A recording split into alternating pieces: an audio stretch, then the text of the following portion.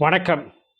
புதுச்சேரியில ஒருத்தர் ஆன்லைன் சூதாட்டத்தில ரூ. 30,00,000 இழந்துட்டு தற்கொலை பண்ணிக்கிட்டாரு. தற்கொலை பண்றதுக்கு முன்னாடி மனைவிக்கு அந்த உருக்கமான ஒரு வாட்ஸ்அப் செய்திய அனுப்புறாரு. அதில பார்த்தோன்னா, "நான் அந்த மாரி அடிக்ட் மாரி ஆயிட்டேன். என்னால அதுலேருந்து மீளவே முடியல.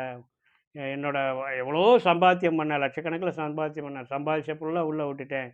இனிமேட்டு நான் உயிரோட இருந்தாலும் இன்னும் இன்னும் இன்னும் நான் அதிலேயே தான் செலவழிப்பேனே தவிர, என்னால இதுலேருந்து மீளவே முடியாது. அதனால வேற வழி இல்ல. உங்கள்ட்டலாம் நான் கெட்ட பேர சம்பாதிச்சுட்டேன். இருந்தாலும் இனியும் நான் திருந்துறதுக்கு வாய்ப்பில்ல. அதனால நான் உயிர மாய்ச்சுக்கிறேன்ட்டு சூசைட் பண்ணிட்டாரு. ரூ. 30,00,000 இழந்துட்டு. ஆக இது மாரி ஆன்லைன் சூதாட்டத்தால, ஆன்லைன் ரம்மியால அ உயிர் இழக்கக்கூடியவங்க, பணத்தை லட்சக்கணக்கில, கோடிக்கணக்கில இழந்துட்டு உயிரிழக்கக்கூடியவங்க, தற்கொலை பண்ணிக்க கூட நெறைய பேர் எண்ணிக்கை அதிகமாயிட்டே வருது. இதுக்குள்ள இப்போக்குள்ள 20 பேருக்கு மேல அந்த மாரி தற்கொலை பண்ணிட்டாங்க.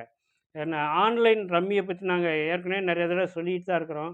அ பார்த்தோன்னா, அது ஆன்லைன் ரம்மியில அது ஆட்கள் விளையாடுறதுங்கிறது ரொம்ப ரொம்ப கம்மி. அதில நெறையா ஏஐ யூஸ் பண்ணி ரோபோக்கள் தான் ஆட்கள் பேர்ல விளையாடுற மாரி பண்ணியிருக்கிறாங்க. அவங்க செட் பண்ணிருவாங்க. முதல்ல உங்களை ஆசை காட்டுறதுக்காக உங்கள வின் பண்ண வைப்பார்கள். அதுக்கப்புறம் உங்கள்ட்ட பணத்தை கறக்க ஆரம்பிப்பாங்க. உங்கள்ட்ட ஒரு ரூ. 50,000 உங்கள ஜெயிக்க வைப்பாங்க. அடுத்து ஒரு ரூ. 4,00,000 ரூ. 5,00,000 உங்கள்ட்ட பிடுங்குவாங்க. இந்த மாரி தான் போயிட்டுருக்குது. டோர்னமெண்ட்டா வச்சுட்டு அதுலேருந்து கறக்குறாங்க.